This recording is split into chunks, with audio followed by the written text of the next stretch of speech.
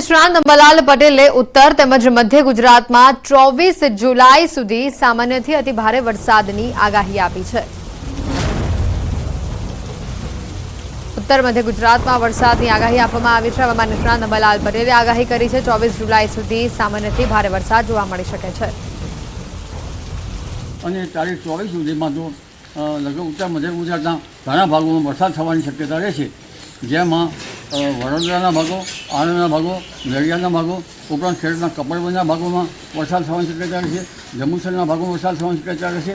તદ ભાગોમાં ભારે વરસાદ થવાની શક્યતા રહેશે, પણ પંચમહાલના ભાગોમાં કેટલાક ભાગમાં અતિભારે વરસાદ થવાની શક્યતા રહેશે। આ ઉપરાંત મહેસાણાના કેટલાક ભાગો, સમીહારના કેટલાક ભાગોમાં પણ વરસાદ થવાની શક્યતા રહેશે। બનાસકાંઠાના કેટલાક ભાગોમાં વરસાદ નથી। વાવ, રાધનપુર અને સિરોહી, કાંકરેજ આ ભાગમાં પણ ઝાપટા પડવાની શક્યતા રહેશે અને પાટડી દસાણાના ભાગમાં પણ ઝાપટા પડવાની શક્યતા રહેશે। ઉપરવાસમાંથી વરસાદી પાણીની સતત આવક થઈ રહી છે। જનકપુરી સોસાયટી, સુદામા પાર્ક, બાલવાટિકા સહિતના વિસ્તારો હજી સુધી પાણીમાં ગરકાવ છે। ઉપરવાસમાંથી આગામી 1 થી 1.5 મહિના સુધી પાણીની આવક રહેશે। સ્થાનિકોનું અહીંયા કહેવું છે કે ઉપરવાસમાં જ્યાં સુધી વરસાદ વરસતો રહેશે ત્યાં સુધી પાણીની આવક થતી રહેશે। દર વર્ષે લોકોને ધસમસતા પાણીમાંથી પસાર થવું પડે છે। વેપાર ધંધા માટે તેમજ બાળકોને સ્કૂલે લેવા મૂકવા માટે પાણીમાંથી લોકોને પસાર થવું પડે છે। પોરબંદર શહેર તેમજ ગ્રામ્ય પંથકોમાં વરસાદે વિરામ લીધાને 36 કલાકથી પણ વધુનો સમય વીતી ચૂક્યો છે। તેમ છતાં જોઈ શકાય છે કે પોરબંદરની અનેક સોસાયટીઓમાં હજુ પણ પાણી ભરાયા હોવાની સ્થિતિ યથાવત જોવા મળી રહી છે। હાલ અત્યારે આપ જે દ્રશ્યો જે જોઈ રહ્યા છો, આ દ્રશ્યો છે જનકપુરી સોસાયટીના દ્રશ્યો છે। આ જ પ્રકારના દ્રશ્યો સુદામા પાર્કની અંદર જોવા મળી રહ્યા છે। આ જ પ્રકારના દ્રશ્યો છે તે ખાસ કરીને શિવાલિક પાર્કની અંદર પણ જોવા મળી રહ્યા છે। લોકોએ પાણીની અંદરથી પોતાના વાહનો પસાર કરવાની ફરજ છે તે પડી રહી છે। અહીંના સ્થાનિકો પણ આપણી સાથે છે, આપણે તેમની સાથે પણ વાતચીત કરવાનો પ્રયત્ન કરીશું। દાદા, શું કહેશો, આ પ્રકારે જે વરસાદ વરસ્યો છે, આવો વરસાદ અગાઉ ક્યારેય જોયો છે ને અત્યારની સ્થિતિ શું છે? અત્યારની સ્થિતિ ગંભીર છે। આવો વરસાદ કોઈ દી વરસ્યો નથી। ઉનાળાના દિનો પરિસ્થિતિ બહુ ગંભીર છે। આ મહિનો દી પાણી વેતિયાણ રહે, આમાં ને વાહન નીકળતા, ને કોઈ દૂધ લેવા દે શકતા, ને કોઈ દણું દરાવવા દે શકતા, આમાં કોઈ ભાવ પૂછતું નથી। દર વર્ષે આવી જ પરિસ્થિતિ છે। આ પાણી ક્યાંનું આવે દાદા, શું કહેશો? આ બધે આ વાડીનું આવે, આમાં કોઈ નિકાલ છે નહીં। લોકોએ આમ જ રહેવાનું, આમ જ રહેવાનું। મહિનો દી આ વેતિયાણ દી અહીં પૈસા ચડાવીને જવાનું। ચોક્કસ અન્ય લોકો છે, આપણે તેમની સાથે પણ વાતચીત કરીશું। શું કહેશો, આજુબાજુની કેટલી સોસાયટીમાં આ જ પ્રકારે પાણી હોય છે? વરસાદ રહ્યા બાદ પણ આ પ્રકારની પરિસ્થિતિ? લગભગ મહિનો 1.5 મહિનો સુધી આ પાણીનો આ વિસ્તારમાં પાણી ભરેલા રહેશે અને આ ઉપરથી પાણી વાડી વિસ્તારમાંથી આવે છે। 15-16 ગામનું પાણી અહીંયાથી નીકળે છે અને દર વર્ષે આ જ પરિસ્થિતિ, 1.5 મહિના સુધી આ જ પરિસ્થિતિ રહેશે। માણસને ખાવા પીવાનું, ઘરમાં કોઈ વ્યવસ્થા નથી, બકાલા નથી, દળણા નથી, દૂધ લેવા માટે 2-2 કિલોમીટર દૂર જવું પડે છે, કોઈ વ્યવસ્થા છે નહીં। દર વખતે આ પરિસ્થિતિ થાય છે। ચોક્કસ તો દર વર્ષે આ જ પ્રકારની પરિસ્થિતિનો સામનો અહીંના સ્થાનિકો કરે છે। અન્ય એક ભાઈ છે, શું કહેશો, આપ કયા વિસ્તારમાં રહો છો અને આપના વિસ્તારની પરિસ્થિતિ કયા પ્રકારની છે? વરસાદે વિરામ લીધો પરંતુ પાણી હજુ પણ શરૂ છે, શું કહેશો?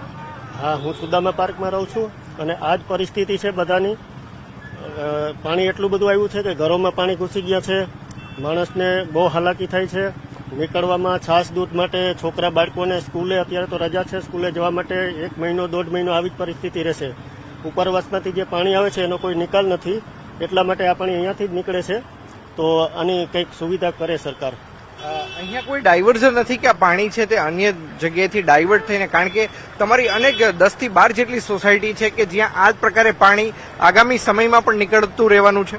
હા, આ તો મહિનો દિવસ સુધી આવી રીતે જ ચાલુ રહેશે પાણી, કારણ કે કુવા છે એ અત્યારે છલકાઈ જાય, એના લીધે જે પાણી છે એ બહાર નીકળશે કુવામાંથી અને આ પરિસ્થિતિ તો રોજ રહેશે જ હમણાં।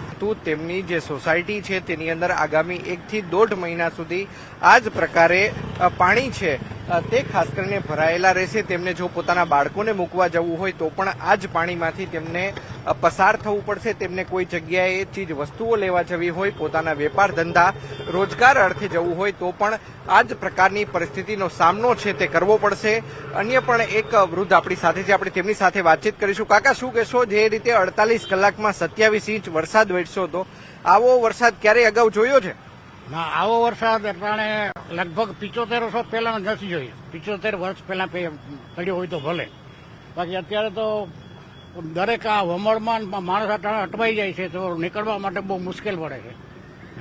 આ વરસાદે તો વિરામ લીધો, તમારી સોસાયટીમાં કેમ હજી પાણીની આવક ચાલુ છે? આનું કારણ શું છે? અમારે ઉપરવાળાથી બખરલાના પાણી આવે છે, એટલે અહીંયા વમળ ગોઠવાનું, એટલે જૂની ચામુંડ માતાજીના મંદિરની બાજુથી પાણી વધારે આવે છે, એટલે વધારે એ વમળમાં માણસો, પશુઓ તથા જનાવરો ઝેરી વગેરે તણાતા આવે છે. હજી તો સુધી ભગવાનની દયાથી કોઈને બટકું ભર્યું નથી, પણ આ વરસાદથી જેમ આબ ફાટ્યું એવું લાગે છે. તો ખાસ કરીને જે રીતે અહીંના લોકો વાત કરી રહ્યા હતા કે ભલે વરસાદે વિરામ લીધો હોય, પરંતુ આગામી 1 થી 1.5 મહિના સુધી આ જ પ્રકારે ઉપરવાસનું પાણી જ્યાં સુધી બંધ નહીં થાય ત્યાં સુધી જનકપુરી તેમજ જે સુદામા પાર્ક સહિતના જે સોસાયટીના જે રહીશો છે તેમને આ જ પ્રકારે પાણીમાંથી પસાર થઈને પોતાના વેપાર ધંધા રોજગાર અર્થે જવાનું રહેશે. સાથોસાથ કોઈ ચીજવસ્તુઓની ખરીદી કરવી હોય તો પણ આ જ પ્રકારે પાણીમાંથી પસાર થઈને જવાનું રહેશે. અંકિત પોપટ, ન્યૂઝ 18 ગુજરાતી, પોરબંદર. મેઘરાજાના વિરામ બાદ હજી સુધી મંદિરોમાંથી વરસાદી પાણી ઓસરી રહ્યા નથી.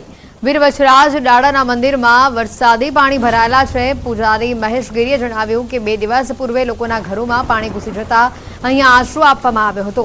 લોકોને રહેવા તેમજ જમવાની સુવિધા પણ પૂરી પાડવામાં આવી હતી.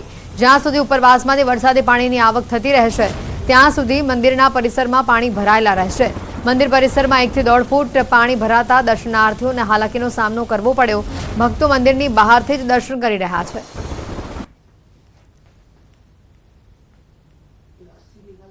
પોરબંદર શહેર તેમજ પોરબંદરના ગ્રામ્ય પંથકોમાં ભલે વરસાદે વિરામ લીધો હોય, પરંતુ પોરબંદર શહેરના અનેક એવા વિસ્તારો છે કે જે હજુ પણ પાણીની અંદર ગરકાવ જોવા મળી રહ્યા છે.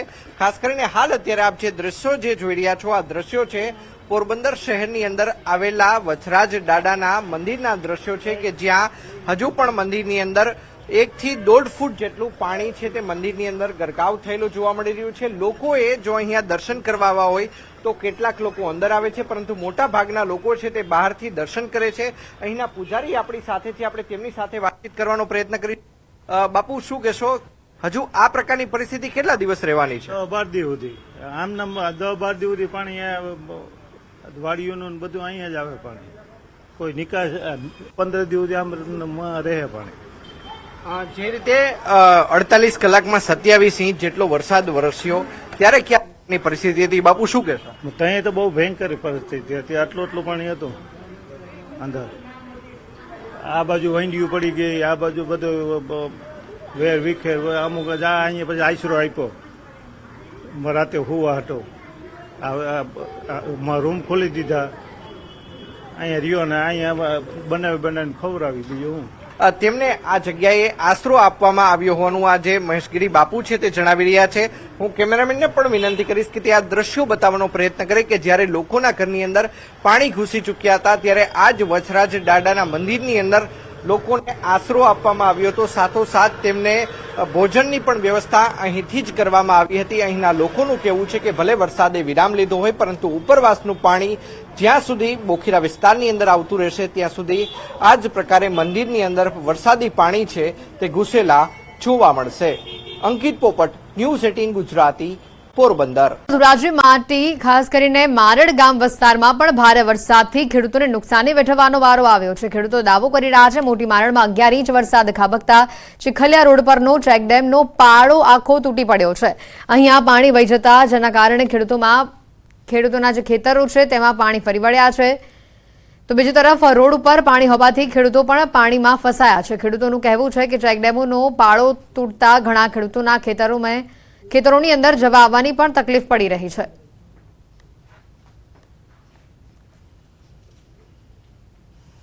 રાજકોટ જિલ્લામાં જે રીતે મેઘરાજાએ તોફાની બેટિંગ કરી તેને લઈને વાત કરીએ ધોરાજી તાલુકાના મોટીમારની વાત કરીએ. મોટીમાર પાસે આવેલ ચીખલિયા રોડ પાસે જે ચેક ડેમ છે તે ચેક ડેમ છે તેનો પારો તૂટી ગયો હતો. સીધા દ્રશ્યો જોઈ શકો છો કેવી રીતે એ અત્યારે 400 થી 500 ખેડૂત છે તે પોતે જવા માટેનો રસ્તો હતો તે બંધ થવામાં આવ્યો હતો. બીજી તરફ વાત છે કે 11 ઇંચ જેવો વરસાદ પડ્યો તેને લઈને ખેડૂતને પરેશાનીનો સામનો કરવો પડે છે. આ પુલ છે તે પુલના સીધા દ્રશ્ય આપી શકો છો કે પારો કેવી રીતે તૂટ્યો, તે સંગ્રહ કરવાનો પાણી હોય તે પાણી છે તે પાણી વહી જાય છે. તે ચેક ડેમનું પાણી છે જે ઉનાળા પિયત માટે ખેડૂતને કામ ના લાગે તેને લઈને અત્યારે ખેડૂત અત્યારે મુશ્કેલીમાં પડી ગયો છે. બીજી વાત કરીએ કે ખેડૂતના અંદરમાં જે રીતે માલધારીઓ હતા અને જે વરસાદ 11 ઇંચ થયો તેને લઈને તે ખેડૂતો બી ફસાયા હતા અને રસ્તો બી બ્લોક થયો હતો. ખેડૂતોની માંગ છે કે તાત્કાલિક ધોરણે આ પુલ છે પુલ રિપેર કરવામાં. આપણી સાથે અહીંના ખેડૂત છે તેની જોડે વાત કરશું કેવો વરસાદ હતો અને કેવી પરેશાની. 2 કલાકમાં 11 ઇંચ વરસાદ પડ્યો છે.